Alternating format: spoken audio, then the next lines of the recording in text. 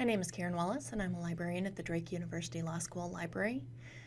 This presentation is going to demonstrate how you can find cases that have interpreted a federal regulation using a citator.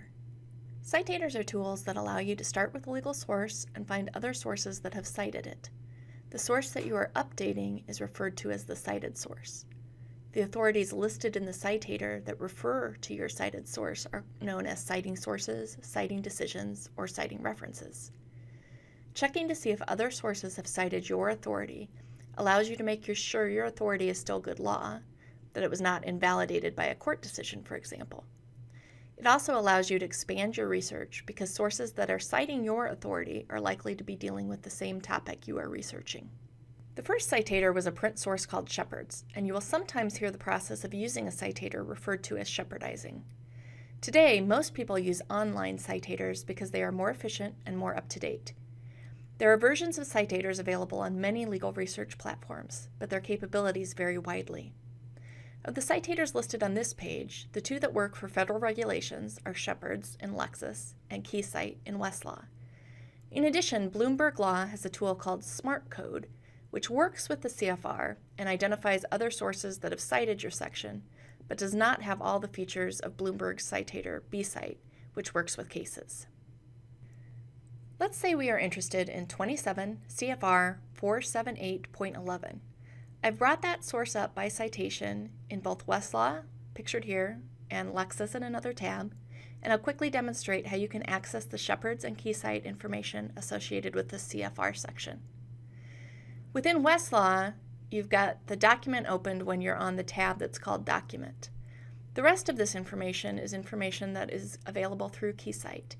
So for instance, if you go to the Notes of Decisions tab, you get notes of court cases that have cited this particular CFR section, and they're organized into subtopics. So for instance, if you were interested in information about the open letter providing guidance to dealers, you could jump to that section and see the one case that is affiliated with that particular point of law.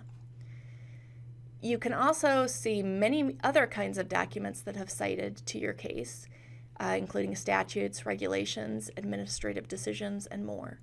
If we click on the Citing References tab, you'll notice in the left-hand navigation, we can narrow by the specific type of document, and there are also additional filters that we could apply over in that area. When we have the document open in Shepard's, what we're going to do is click on the Shepardize This Document link, and that will bring up a page that has our citing sources. So you notice it starts with citing decisions. There's another option to go to other citing sources, and you can also see information about the history of the section. Both Shepard's and KeyCite offer many more features that are beyond the scope of this video.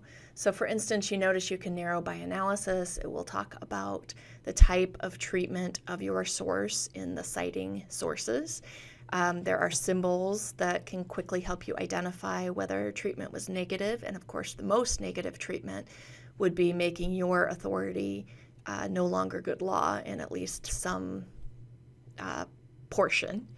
And so it's really important, if you're going to use these tools, to familiarize yourself with them a little bit more. To that end, I would highly recommend that you make use of the resources on the vendor's help sites to become more familiar with all the features of these complex research tools. There are videos, there are help sheets, there's all kinds of documentation that you can use depending on what is most useful for your particular learning style. Thanks for watching this presentation of the Drake Law Library.